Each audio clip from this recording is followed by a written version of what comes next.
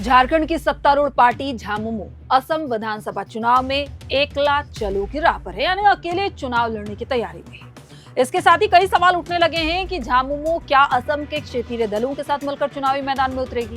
क्या झामुमो के स्टार प्रचारक बनी कल्पना सोरेन झारखंड में जिस तरह चुनावी प्रचार करके पार्टी को बहुमत दिलाने में सफल रही, क्या असम में उतनी ही सक्रियता के साथ जेएमएम उम्मीदवारों को जिताने में कामयाब होंगी?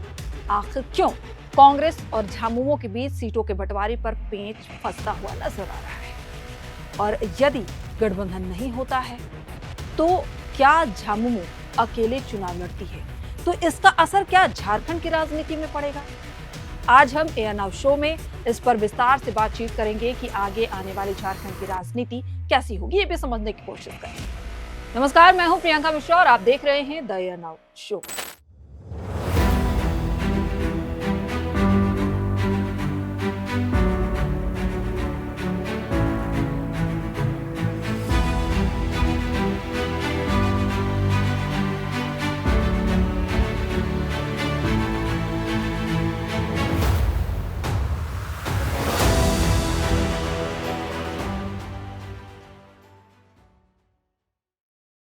असम विधानसभा चुनाव में 9 अप्रैल को एक चरण में 126 सीटों पर मतदान होना है। भाजपा और कांग्रेस ने अपने उम्मीदवारों की सूची जारी कर दी है। हालांकि कांग्रेस ने अपने सहयोगी दलों के लिए 15 सीटें छोड़ी हैं, लेकिन झारखंड की सत्तारूढ़ दल और इंडिया गठबंधन की सहयोगी दल झामुमो अकेले 15 से 20 सीटों पर चुनाव लड़ने को लेकर दम भर रहा है। झामुमो का कहना है कि अगर पार्टी को सम्मानजनक सीट नहीं मिली तो पार्टी अकेले चुनाव लड़ेगी। आपको बता दें कि उम्मीदवारों के नॉमिनेशन करने की अंतिम तारीख 23 मार्च है। ऐसे में नामांकन दाखिल करने में केवल 3 दिन ही शेष हैं और झामुमो और कांग्रेस के बीच सीटों को लेकर सहमति नहीं बन पा रही है। लिहाजा ये भी कयास लगाए जा रहे हैं कि कल तक झामुमो अपने उम्मीदवारों की घोषणा कर देगा। बता दें कि एयर नाउ ने जब झामुमो प्रवक्ता मनोज पांडे से सीटों के बंटवारे पर बात की तो उस दौरान मनोज पांडे ने कहा कि अगर हमें सम्मानजनक सीटें नहीं मिली तो पार्टी असम में एकला चलो की राह पर चुनाव लड़ेगी, यानी अकेले ही मैदान में चुनाव लड़ेगी। आपको बता दें कि असम में एसटी के कुल 19 सीटें आरक्षित हैं और झामुमो का मुख्य फोकस भी इन्हीं सीटों पर है। हालांकि कांग्रेस ने अब तक घोषित 65 उम्मीदवारों की लिस्ट में 5 एससी सीटों पर उम्मीदवार उतार दिया है, लेकिन आदिवासी आरक्षित सीटों पर झामुमो के चुनाव लड़ने से अब यहां के वोट बैंक पर सेंध जरूर लगेगा। लिहाजा इसका नुकसान कांग्रेस को होगा और भाजपा को इसका फायदा भी मिल सकता है।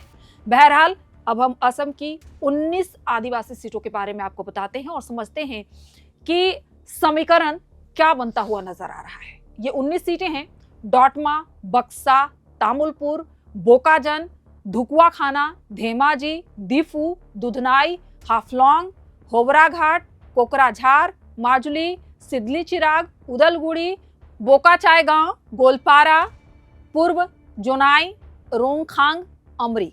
ये 19 सीटें हैं जो आरक्षित हैं। हालांकि इन आदिवासी सीटों में कांग्रेस ने अपने 5 उम्मीदवारों को उतार दिया है 5 सीटों पर, जिसमें गोलपारा, दुधनाई, बोका, चाईगांव, धेमाजी और जोनाई सीटें हैं जिस पर कांग्रेस ने अपने प्रत्याशी दे दिए हैं।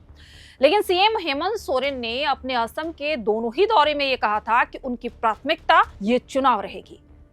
वो टी ट्राइब और आदिवासी बहुल सीटों पर ही चुनाव लड़ेंगे और चुनाव से पहले भी झामुमो असम में अपनी सक्रियता बढ़ा चुका था। हालांकि झामुमो की बढ़ती सक्रियता को देखते हुए कांग्रेस नेता गौरव गोगोई हेमंत सोरेन से मुलाकात करने रांची भी पहुंचे थे। हालांकि उस मुलाकात को महज एक शिष्टाचार मुलाकात करार दे दिया गया था, लेकिन इसके पीछे की कहानी कुछ और ही थी, क्योंकि जिस तरह से असम में हेमंत सोरेन ने धमक दिया था उससे कांग्रेस बेचैन हो गई थी। इधर जेएमएम का कहना है कि राष्ट्रीय पार्टियां किसी समुदाय विशेष का ख्याल नहीं रख पाती हैं। कांग्रेस और बीजेपी दोनों दलों के एजेंडे झामुमो के एजेंडे से बिल्कुल ही अलग हैं। झामुमो चाहती है कि मूल पहचान और अधिकार की बात करके जमीनी स्तर पर असम में भी पैठ बनाई जाए और बीते दिनों ही झामुमो नेता सुदिव्य कुमार सोनू ने कहा था कि उनकी पार्टी देश भर के आदिवासियों की आवाज बनने के उद्देश्य से आगे बढ़ रही है। आपको बता दें कि 15 अप्रैल 2025 को झामुमो के महाधिवेशन में हेमंत सोरेन ने कहा था कि अब पार्टी को राष्ट्रीय स्तर पर मजबूत बनाएंगे और अब पार्टी झारखंड से सटे राज्यों में अपनी सक्रियता बढ़ते हुए चुनावी मैदान में उतरने की तैयारी भी कर रही है। बिहार में गठबंधन नहीं हुआ था, जिससे जेएमएम खासा नाराज था। अब असम में धमक है जेएमएम की, लिहाजा असम में झामुमो चुनाव लड़ने जा रही है। बहरहाल झामुमो का असम की राजनीति में उतरना पहले से ही तय था। झामुमो की नजरें असम के चाय बागान और झारखंडी मूल के प्रवासियों पर टिकी हुई हैं। झारखंड की एक बड़ी आबादी असम के बागान वाले इलाके में बसी हुई है। यहाँ झारखंड के श्रमिक हैं जो रोजगार की तलाश में असम जाकर बस गए हैं। असम की टी ट्राइब के साथ झारखंड का एक भावनात्मक रिश्ता भी जुड़ा हुआ है। जिन जनजातियों को टी ट्राइब कहा जाता है उनमें झारखंड, ओडिशा और छत्तीसगढ़ के आदिवासी समुदायों की बड़ी हिस्सेदारी है, जिसमें हेमंत सोरेन सेंधमारी करना चाहते हैं, यानी कि उन पे अपना हक जताना चाहते हैं। संथाल, मुंडा, उरांव जैसी जनजातियों के लोग बड़ी संख्या में हैं। खैर, अभी 3 दिन बचे हैं। ऐसे में उम्मीद जताई जा रही है कि झामुमो भी कल तक अपने उम्मीदवारों की सूची जारी करता है, क्योंकि नामांकन करने की अंतिम तिथि 23 मार्च तक ही है। राजनीतिक गलियारों में इस बात की भी चर्चा है कि जय भारत पार्टी के साथ मिलकर झामुमो चुनावी मैदान में उतरेगी। वहीं कांग्रेस के प्रदेश अध्यक्ष गौरव गोगोई हर हाल में चाहते हैं कि असम में विपक्ष के वोटों का बिखराव ना हो, यानी कि विपक्ष बटे नहीं, जिसका फायदा बीजेपी को ना पहुंचे। वो बदरुद्दीन अजमल की party all India United democratic front से पहले ही गठबंधन तोड़ चुके हैं। एक और बिखराव कांग्रेस अब किसी कीमत पर नहीं चाहती है। वो नहीं चाहती कि जेएमएम अकेले वहां चुनाव लड़े और सीटों का समीकरण बिगड़े। कांग्रेस की कोशिश है कि एक जैसी विचारधारा वाली पार्टियों को साथ चुनाव लड़ना चाहिए। हालांकि कांग्रेस और झामुमो के बीच सीटों को लेकर अभी भी बात नहीं बनी है। इसलिए कहा जा रहा है कि झामुमो असम चुनाव में अकेले रणभूमि में उतरेगी, क्योंकि झामुमो कांग्रेस से मांग कर रही है उसे 15 से 20 सीटें दी जाए, लेकिन कांग्रेस 65 सीटों पर अपना उम्मीदवार पहले ही उतार चुकी है और केवल 15 सीटें अपने सहयोगी दलों के लिए छोड़ा है और बाकी बचे हुए 40 सीटों पर खुद कांग्रेस अपने उम्मीदवारों के नामों की घोषणा करने की तैयारी में है। यही वजह है कि सीटों के बंटवारे में पेच फंसा हुआ है। खैर, अब अगले 24 से 48 घंटे में तस्वीरें साफ हो जाएंगी कि झामुमो असम में कांग्रेस के साथ मिलकर चुनाव लड़ेगी या दूसरे अन्य क्षेत्रीय दलों के साथ मिलकर रणभूमि में उतरेंगी।